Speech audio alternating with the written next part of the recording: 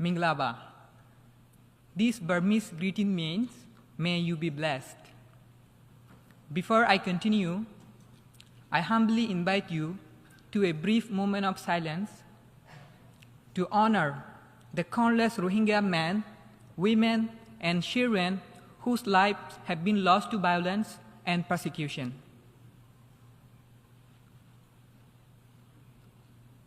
Thank you. Today, my first message is for those watching me in my country, Myanmar. Dear brothers and sisters, you are not forgotten. You might feel the world does not see you are suffering. Rohingya see you. Rohingya feel your pain. Our hearts cry to see the brutality of military you face every day in Rakhine, Shang, Shin, Kachin, Kayin, Mueang, Wa, and all around Myanmar. Rohingya have been fighting the military brutality for decades. Let us get hand in hand, work together until democracy, justice, peace, and equal rights for all in Myanmar are restored. Now, this message is for the UN and the world leaders.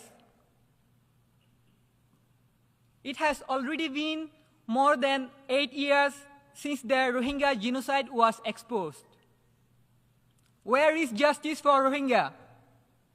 Where? The remaining Rohingya in Arakan, Rakhine State in Myanmar continue to face the deadliest attack. But this time, at the hand of Rakhine rebel group Arakan Army, which is even more worse than the atrocities committed by the military junta.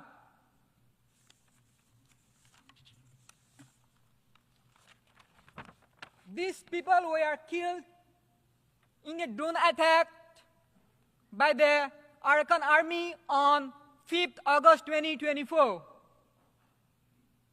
More than 200 Rohingya men, women, and children were killed there.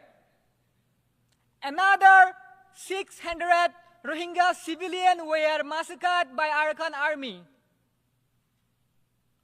These are not isolated cases.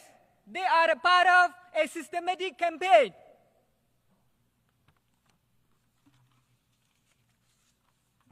Why is there no prevention to these inhuman atrocities committed by the Arakan Army? We see there are some lobbies and there are some people who promote the solution of Rohingya as legitimizing Arakan Army. They must feel ashamed. Giving legitimacy to Arakan Army without a solution or a condition for Rohingya is giving them a license to erase all the Rohingya from Myanmar. There was a dialogue process between the leaders of Arakan Army and some Rohingya youth in the camp. I was a member of the Rohingya delegations. During the dialogue process, they demanded our submissions and refused to discuss the real issues. Power imbalance was a great problem there. Without self-determination for Rohingya and international protections in Arakan, there cannot be any fair or lasting peace.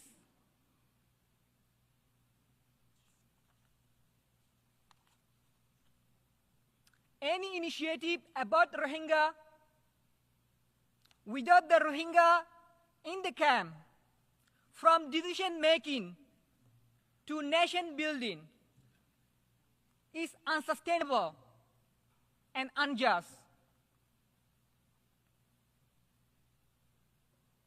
The UN must mobilize resources to empower Rohingya. we are not just victims. We have the potential to make a difference. Take me as an example.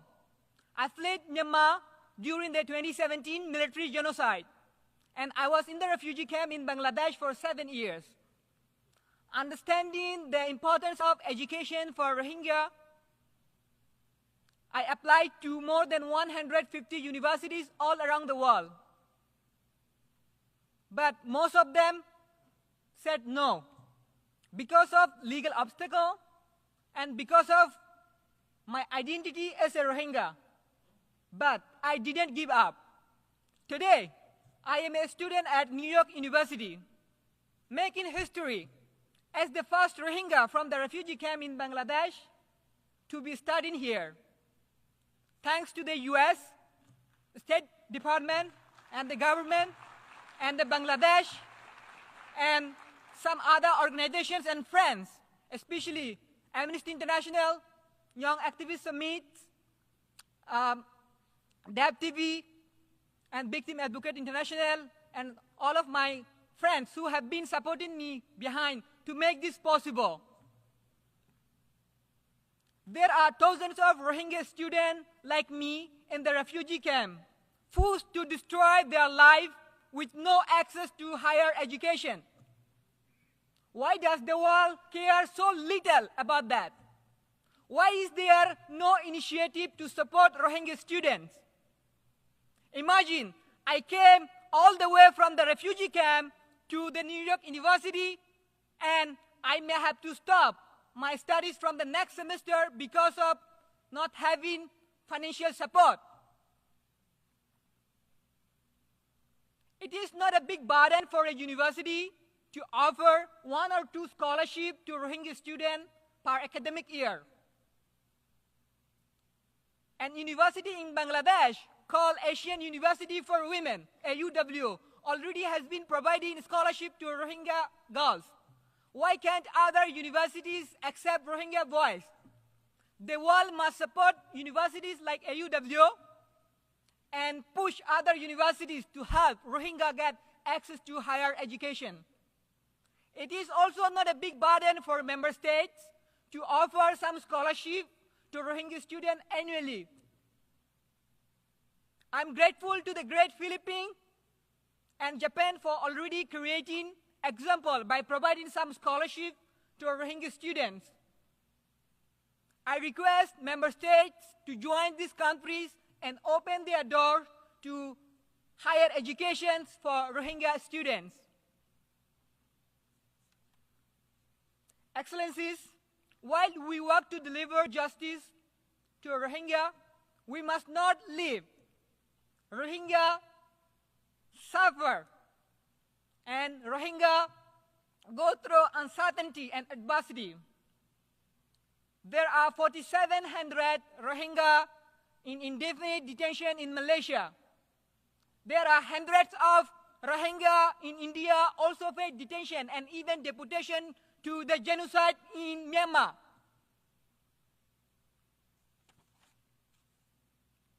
Again, now I want to remind everyone that the world urgently needs to prevent the ongoing genocide against Rohingya in Arakan before it is too late.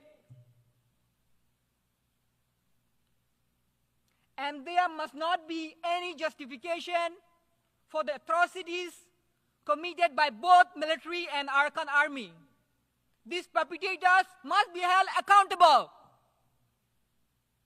Rohingya in Myanmar, Bangladesh, Malaysia, Indonesia, and other countries in the regions are in great need of protections and humanitarian assistance.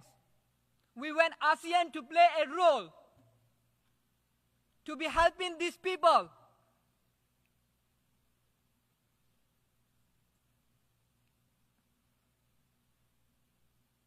To let us lead our life and create our futures, give us access to higher education. Now, I want to pause my remarks, requesting this assembly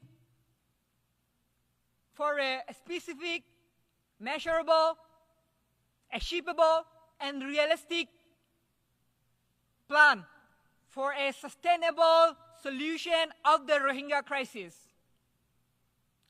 Long live Arakan! Long live Arakan! Long live Rohang! Long live Rohang! Thank you. Thank you so much.